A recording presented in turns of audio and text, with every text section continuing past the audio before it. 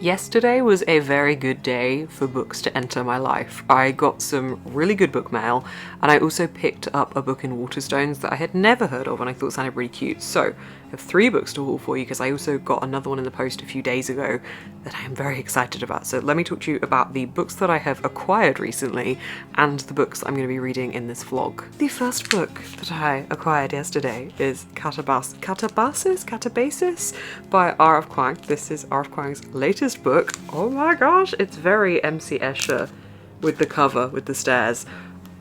So excited. This is just, I feel like it's going to be so good. The blurb says, grad student Alice Law has only ever had one goal, to become the brightest mind in the field of analytic magic. But the only person who can make her dream come true is dead and inconveniently in hell, and Alice, along with her biggest rival Peter Murdoch, is going after him. But hell is not as the philosophers claim, its rules are upside down, and if she's going to get out there alive, she and Peter will have to work together. That's if they can agree on anything. Will they triumph or kill each other trying? I can't wait. I cannot wait! I also got an ARC sent through from the publishers for Alchemy of Secrets by Stephanie Garber. I'm so excited for this. The tagline on the front says it starts with a class in an old movie theatre. Is there a blurb inside? Yeah, okay. So the blurb for this one is, you're here because of a story. It starts with a class in an old movie theatre, Folklore 517. Local legends and urban myths taught by a woman called the Professor. Most students believe the Professor's stories are just fiction, but Holland St. James has always been convinced that magic is real. Her search for the truth leads her to a dazzling new world, a deadly ultimatum hidden at the heart of Los Angeles, and into the path of a magnetic stranger who claims he's been sent to save her life. But everyone in this intoxicating new world is lying to her, even this stranger, and if she can't figure out whom to trust, her magical reality could change from a Hollywood dream to a nightmare. This is Stephanie Garber's first adult novel. I am so excited. I absolutely loved the Caraval series so much. Also, appreciation for the sprayed edges, or stenciled edges rather. Magic is everywhere. This one comes out October 7th. And then I also picked up The Phoenix Pencil Company by Alison King. Saw this one on the shelf, the cover immediately stood out to me, and the blurb sounds fantastic, but also the first line. I love the first line. I met a girl today who gave me a pencil. That's just cute. Let's have a look at the blurb. Monica Tsai spends most days on her computer coding for a program that seeks to connect strangers online. A self-confessed recluse, she finds herself escaping into a digital world, counting the days until she can return home to her beloved grandparents. They are now in their 90s and Monica worries about them, especially her grandmother Yun, whose memory has begun to fade. Monica has become intent on tracking down her grandmother's long-lost cousin Meng before it's too late. In her search, Monica connects with a young woman archivist who presents her with a single pencil that holds a clue to a hidden family history. Through it, Monica comes to learn of her grandmother's years in Shanghai working at the Phoenix Pencil Company. As World War II raged outside their door, Yun and Meng came into a unique power the women in their family possess, the ability to reclaim stories from the pencils they were written with. But when government officials uncover their secret ability, they were both forced into a life of espionage, betraying other people's stories to survive. These shocking discoveries set Monica on a path that would change all their lives in ways she can scarcely imagine. This is a sweeping family epic with an uplifting story and deep emotional resonance. This sounds so good.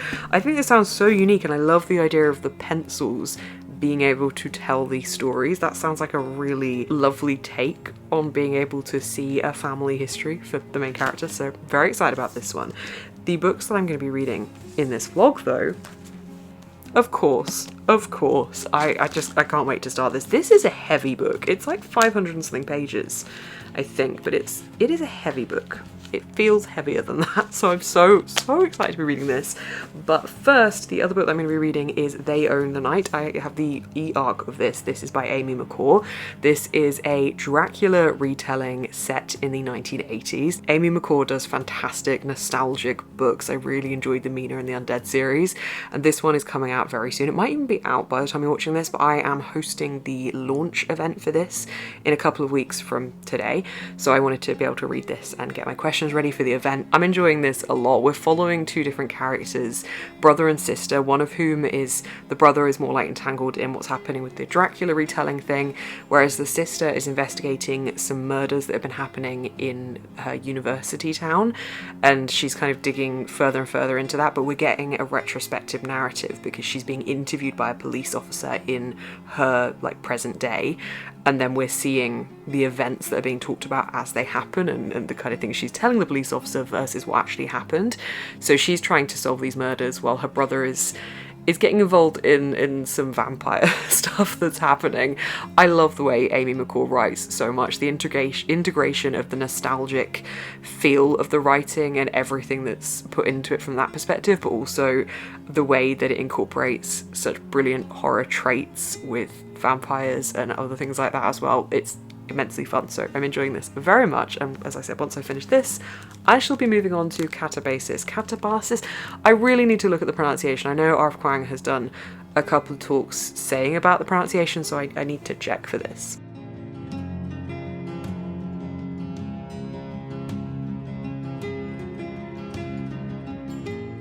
I just finished They Own the Night by Amy McCall. I've given this 4 out of 5 stars. It's a very, very fun Dracula retelling. Amy McCall does such a good job of capturing the nostalgia in her writing. I loved the 1980s pop culture references in this.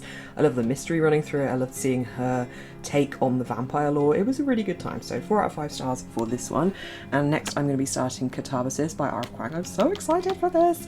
Also, can we just take a moment for how perfectly this bookmark matches the cover of the book. I'm taking this one away with me this weekend because I'm going to a wedding, so I am packing at the moment. I am both being a guest and photographing during the day for the wedding, so it's going to be a very busy time, but we have a spa hotel, so I'm hoping that I get to sit by the pool and read this for a little bit.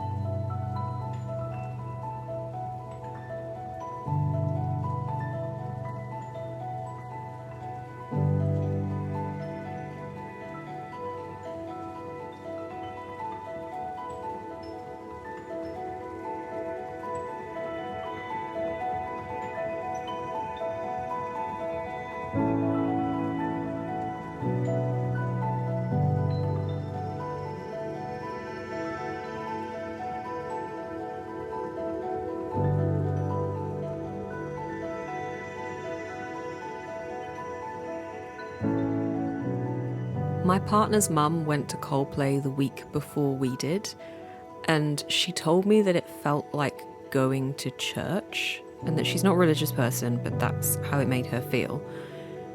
And honestly, being here in this environment and being around so many people, chanting and singing along to the same songs that I've loved for so many years, I can see why she would say that. This felt so magical and so brilliant.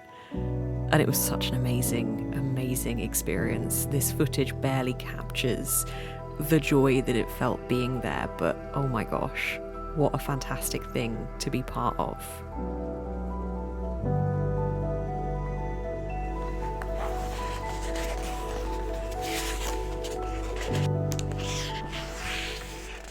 The last few weeks have been so busy, but I have a reading update, and just generally I thought I'd chat about the last week or so, because last weekend, I was at a wedding, which was amazing. It was Jade from JD Ray Reed's wedding. I was a guest and also the wedding photographer, which was so exciting to be part of it in that way, and just to be able to capture it with my camera. It was such a lovely day. So I was staying a couple of days near the wedding area because it was a little bit away from me, so I was staying in a spa hotel for the weekend, which was really nice because I got to sit and chill by the pool and read my book. I got to start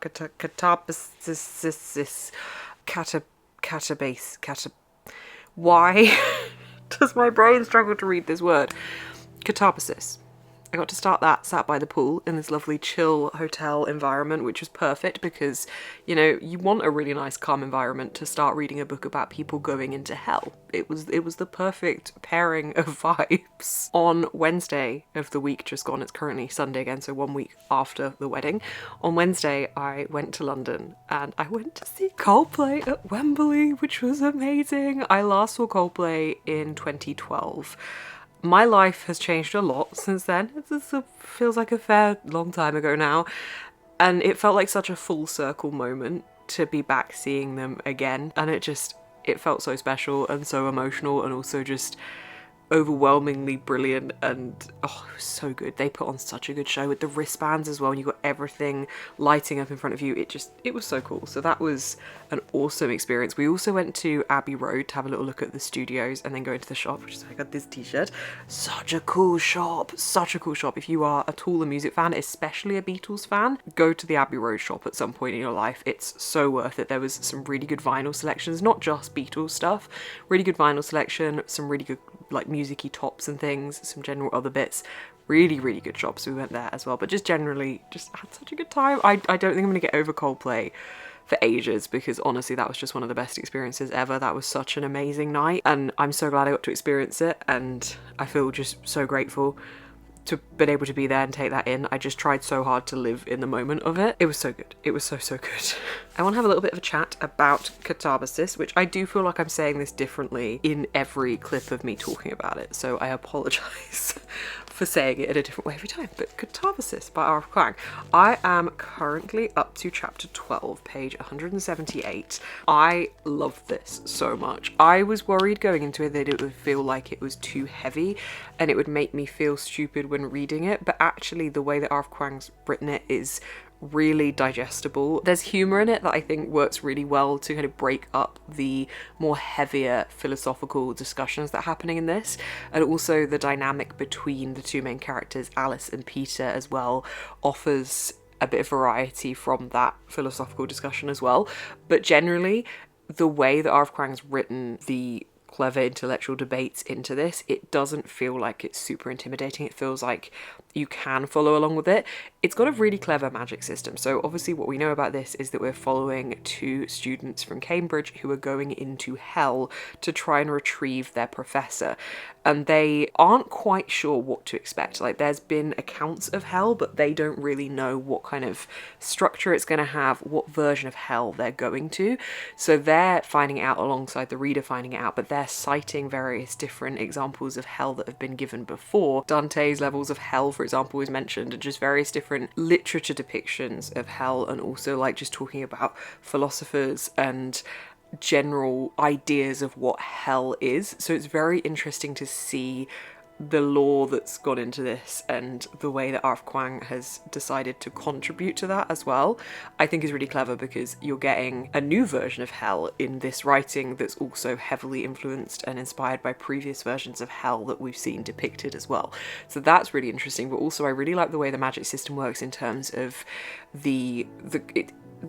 I want more information about it at the moment, but like it's kind of associated with this scholarly life that, you know, the scholars are magicians, and then there's also like mathematicians that are like the rivals of the magicians. So like there's this whole like political side that's going on with it as well. But there's quite a lot of talk of like authors and things. Like Aldous Huxley was mentioned as a philosopher and a magician. Musician. It's just rocking out, writing A Brave New World on a guitar solo. Obviously, I meant magician. I'm going to try that again. Aldous Huxley is represented in this as, very briefly mentioned, but as a philosopher and a magician, not a musician. And I just think that's really clever, the way that R.F. Kuang has brought these authors into it, classic authors into it, and given them roles within the magic system of this as well. And just generally seeing the way that hell is depicted. I won't give up too much information about that because I don't want to give any spoilers for it, but I really found it quite an interesting concept of the way that it's showing hell and also showing the different levels of hell and how those are represented. Also, something I really like is the character Alice Law. I love her name because to me, this is just how I personally jumped into it. Alice, I can't not associate with Alice in Wonderland, which is completely nonsensical and without any form of logic. And then Law, being this character's last name, obviously implies more logic and a different way of approaching things. And I just find it fun that those two are combined together to make the character Alice Law. So anyway, you just... There's so much in this. There's so many levels to dive into this with. There was a very small section in this talking about historicization that I thought was really interesting, talking about books and taking the context of when they were written and the cultural social significance of when they were written as well when reading them, and I thought that that was a really interesting discussion. There's just various different things like that R.F. Kuang's putting in just as like sentences here and there that I think are part of a much wider conversation that's really interestingly woven into the narrative of this book, and clearly trying to say quite a few different things with the messaging of this book as well. Also, I've been writing like little bits of notes down as I've been reading this. I want to know, so you've got the concept of hell within this. I want to know how that fits with whether there's like a matching concept of heaven and what that would look like, because at the moment we're kind of talking about how the everyday person would fit into the various different sins that are talked about within hell. But I'm wondering as well if there is a reverse side of this. Is there a heaven element? And I don't have the answer on that yet. I don't know if that's ever touched on in this, but I think that would be a really interesting concept to explore as well. So I'd love to kind of pick away at that as well, or if we are just looking at the centric element of hell. That's obviously that's part of this book, but like within the whole lore of this world, how does it work? I'm very intrigued. The magic system and the general lore of this world is really fascinating to me. So clearly I'm having a good time with this. I'm finding it fascinating, and I'm excited to keep reading it. When I'm not reading it, I'm thinking about reading it, which is always the sign of a very addictive book for me. I actually picked up another book today. I was with my dad today and he bought me this one. This is The Great When by Alan Moore. Honestly, cover immediately sucked me in. This sounds really interesting. This sounds like something that I think Un London is what it was called, that I read as a kid. I've always held on to that book because it had an alternate version of London, and it's actually why I initially started reading V.E. Schwab books, with the Dark Shade of Magic series being like an alternative London, and this captured my attention for the exact same reason. The year 1949, the city of London. Hapless second-hand bookseller Dennis stumbles through a city still shaking off the war.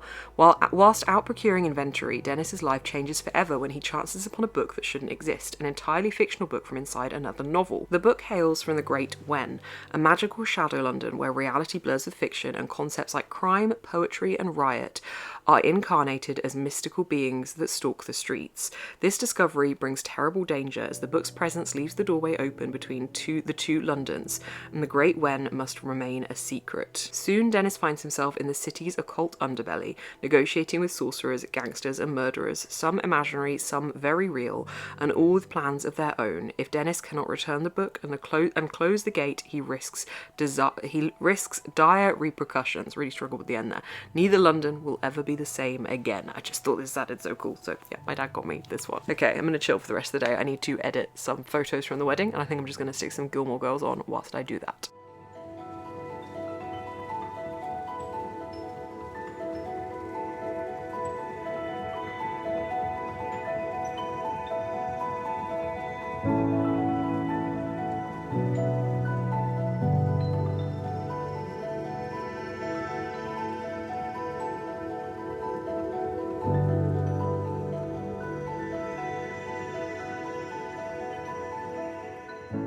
I finished Catabasis yesterday.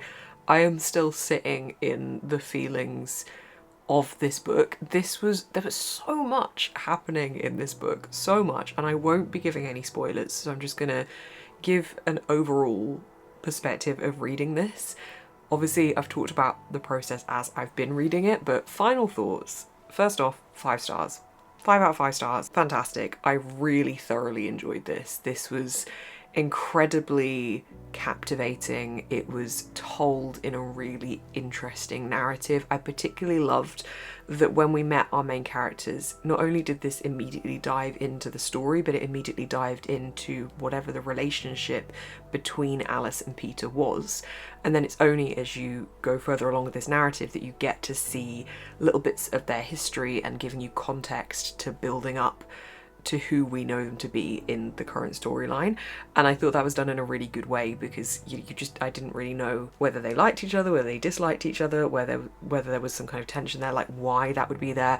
And you just slowly got the context to that as the book went on, and I just thought that was done in a really good way, in a really captivating way.